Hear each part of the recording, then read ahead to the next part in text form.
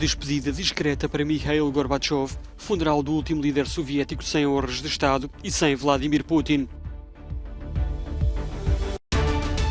União Europeia e G7 querem implementar teto máximo ao preço do petróleo russo. Van der Leyen quer o mesmo para o gás. Cidade de Jackson, nos Estados Unidos, enfrenta crise no abastecimento de água. 150 mil habitantes estão sem água potável.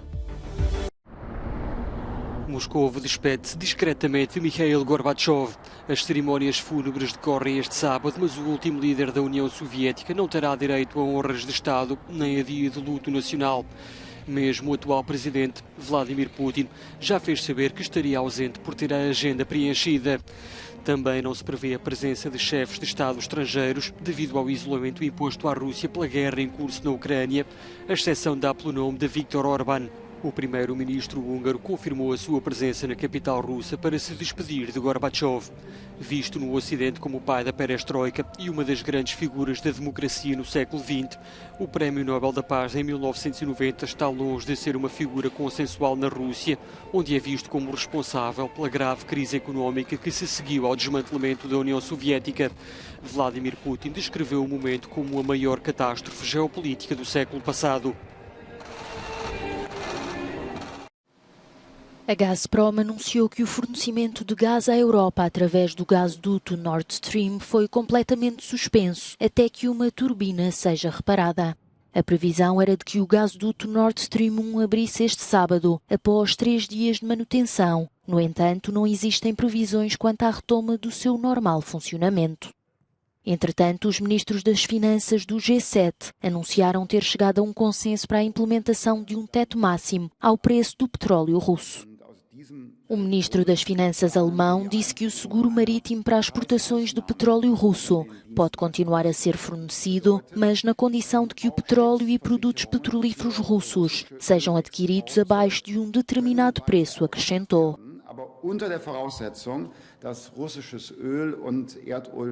O governante alemão reiterou que o objetivo é limitar as receitas da Rússia e reduzir os prejuízos económicos para as sociedades europeias.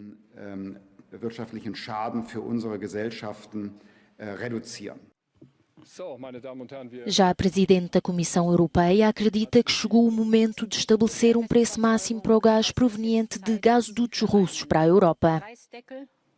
Estas são medidas a curto prazo, segundo defendeu, mas acrescentou que é necessário falar sobre alterações a médio prazo da estrutura do mercado da eletricidade, ou seja, a dissociação dos preços do gás do preço geral da eletricidade.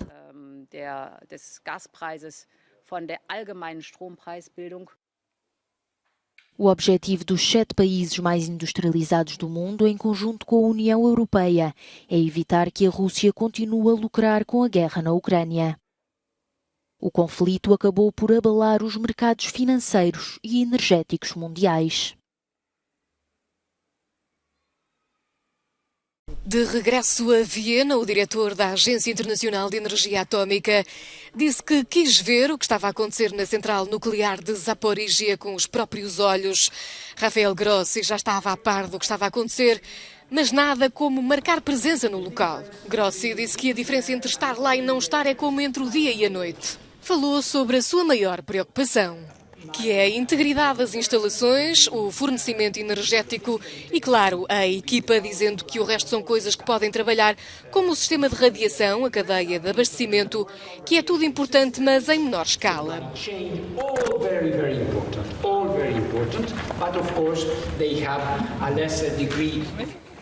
A Ucrânia alega que a Rússia manipulou a visita dos inspectores à central nuclear de Zaporizhia, a maior da Europa, não permitindo que a missão entrasse no centro de crise onde estão os soldados russos armados. Acusada pela Ucrânia de chantagem radioativa, a Rússia nega ter armamento pesado na central e devolve as acusações à Ucrânia. O ministro da Defesa da Rússia acusou a Ucrânia de praticar terrorismo nuclear. Um antigo especialista da Agência Internacional de Energia Atómica diz que a única coisa que os funcionários da agência em Zaporizhia podem fazer é relatar os factos. E que espera que isso traga à comunidade internacional uma imagem muito melhor do que está a acontecer e que, se algo inesperado acontecer, irão saber rapidamente. unexpected happens, we know it quickly. Os especialistas da agência vão permanecer na central nuclear durante mais alguns dias para prepararem um relatório completo sobre a situação. Milhares de pessoas fogem dos incêndios na Califórnia. 3 localidades, Weed, Lake Shastina e Edgewood, foram evacuadas na sexta-feira devido à rapidez com que as chamas estavam a alastrar. O sinistro segue incontrolável e já destruiu mais de 1000 hectares de vegetação. De acordo com os meios de comunicação locais, existem vários feridos e várias casas destruídas, mas as autoridades ainda não forneceram detalhes sobre os danos causados pelo fogo. Os incêndios são um problema recorrente na Califórnia e a dificultar estão os fortes ventos e as elevadas temperaturas. Em Los Angeles, as autoridades abriram centros de apoio para refrescar a população e distribuir água. Em casa não temos ar-condicionado, só uma ventoinha.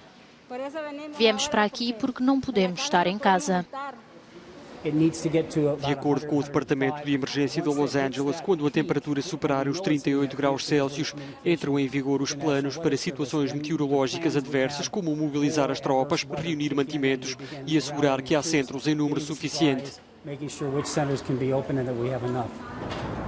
O sol da Califórnia não está para brincadeiras e, de acordo com as previsões do Serviço Nacional de Meteorologia, em alguns pontos do estado a temperatura irá atingir os 47 graus Celsius, sendo que no deserto de Val da Morte pode superar os 50.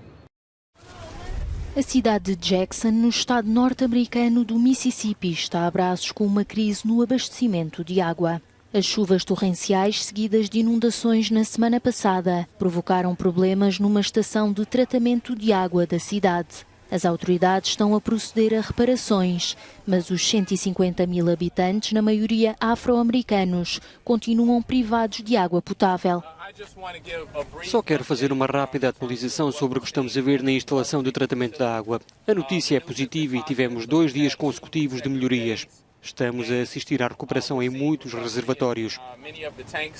Isso não significa que todos os residentes tenham pressão ou água, mas estamos a ver os sinais de recuperação que esperamos ver. O presidente Joe Biden já reagiu depois do governador do Mississippi ter declarado na terça-feira estado de emergência e prometeu que iria providenciar todos os recursos federais possíveis a esta cidade. Jackson, no sul dos Estados Unidos, vive há anos problemas no abastecimento de água. A falta de recursos financeiros da cidade é muitas vezes apontada como a causa. O mais antigo festival de cinema do mundo está de regresso a Veneza até ao próximo dia 10 de setembro.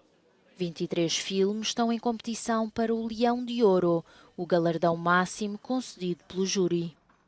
Desta seleção, 13 são coproduções europeias, com Itália, França e Reino Unido a liderar os países produtores, com destaque para filmes destinados a um mercado global, como O Filho de Florian Zeller, com Hugh Jackman e Laura Dern nos papéis principais.